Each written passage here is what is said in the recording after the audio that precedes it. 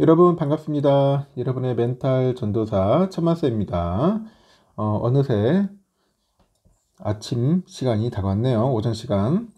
새벽 영상 꼭 시청해 주시고 천만쌤과 하루를 한번 또 활기차게 즐겁게 보내셨으면 좋겠습니다.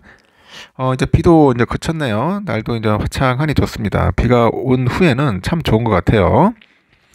오늘 여러분 아시다시피 새로운 또 뉴스들이 좀 많이 나왔는데 트럼프가 요즘 오락가락하죠. 제가 늘 얘기했죠. 이 양반은 왔다 갔다 합니다. 지금 무슨 조울증 환자도 아니고 막 올라갔다 내려갔다 했다 안 했다 참 이랬다 저랬다 왜 그런지 모르겠어. 아니 대통령이란 자가 무슨 정책을 이런 식으로 해. 미국인들도 참 답답해요. 왜 이런 사람을 대통령을 선택했는지 모르겠습니다. 한번 진지하게 한번 고민을 해보고 한번 생각을 해보세요. 응? 정치인이 이렇게 왔다 갔다 하면 됩니까? 한 나라의 대통령이고 리더인데 신뢰가 떨어지는 거야. 신뢰가. 응? 신뢰, 신용이 완전 박살났습니다. 미국. 옛날에 미국이 아니에요. 무슨 양아치 국가도 아니고 중국 공산당만도 못한 나라가 되어버렸습니다. 시진핑도 이러진 않았습니다. 시진핑도. 저 어떻게 보면 참 이 꼴통 중에 상골통이 트럼프가 아닌가 하는 생각이 듭니다. 전 세계를 상대로 해가지고 이제 관세 전쟁을 좀 벌이고 있잖아요. 왜 전 세계를 왜 적국으로 만드는지 모르겠어요. 그러다 보니 이 트럼프 행정부가 12일 스마트폰하고 컴퓨터 등을 상호관세 부과 대상에서 제외를 했습니다. 뭐 할 듯 말 듯 하더니 이제는 또 부과 대상에서 제외를 한다.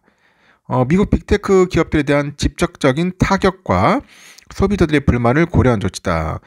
제가 전날에도 그랬고 계속 전에도 얘기했지만 아이폰이 여러분 말 그대로 500만 원 간다고 생각해 보세요. 그 미국인들 가만히 있겠습니까?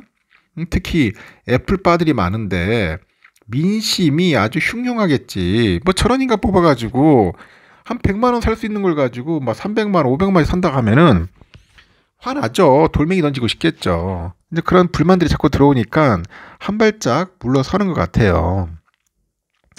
미국 관세 국경 보호국에서 전날 밤에 이 같은 내용의 특정 물품의 상호관세 제외 안내를 공지를 했네요. 여기에 보니까 스마트폰, 노트북, 하드디스크 드라이브, 컴퓨터 프로세서, 메모리, 반도체 장비 등 해서 약 20개 품목인 것 같아요. 20개 품목을 상호관세 부과 대상에서 제외한다고 발표를 했고 이번 조치로 해서 해당 품목에 대해서 지난 5일이죠. 지난 5일에 0시 1분부터 발효됐던 그 기본의 10% 상호 관세도 면제된다. 야, 이러면 골 때리겠네. 애플 그동안 주가 폭락을 했는데 TSMC 같은 것도 내가 볼 때는 월요일 날 막 상한가 치지 않을까? 그건 좀 무리인 것 같고 폭등할 것 같아. 폭등. 이게 폭등각이죠 완전 이거.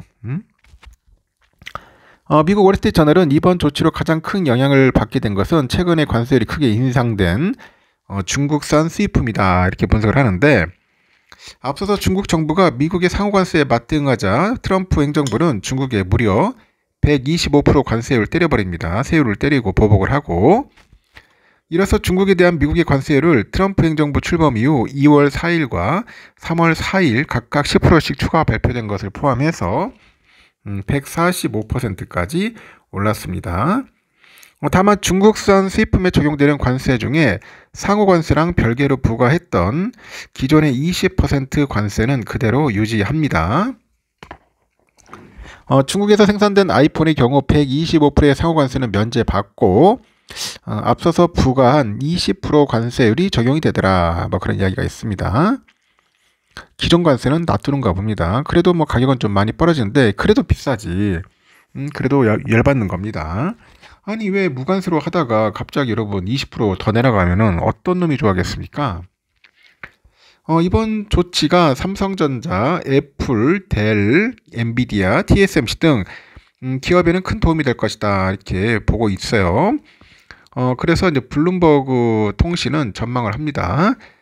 특히 애플은 트럼프 정부의 상호관세 발표 이후 주가가 약 11% 하락을 했거든요. 고전을 면치 못했는데 애플은 아이폰의 약 80%를 중국에서 생산하기 때문입니다. 그리고 기술 및 혁신 분야 싱크탱크인 R 스트리트 연구소에서도 뭐 희망은 그들이 위기에서 벗어나서 시장을 안정시킬 방법을 찾는 것이다.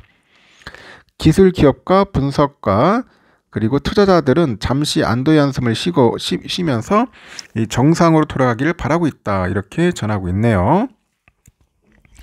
그러나 이번 관세 면제가 일시적인 조치일 가능성도 있다. 그런 이야기도 있어요. 블룸버그에서 미국은 반도체, 의약품 등에 대한 품목별 관세를 추가 발표할 예정인데 특정 그 품목에 대해서 추가될 관세를 고려해서 국가별 상호 관세를 면제했을 가능성이 있다고 분석을 하는 것 같아요.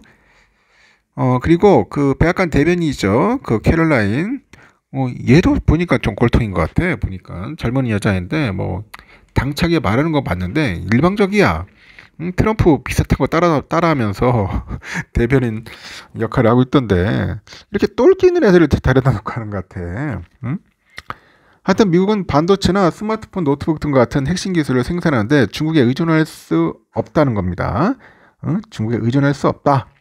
그렇게 밝혔고 레빗은 트럼프 대통령은 관세를 공정하고 효과적으로 적용하기 위해서 자동차, 철강, 의약품, 반도체 뭐 등등에서 특정한 관세에 포함될 것이라고 밝혔습니다.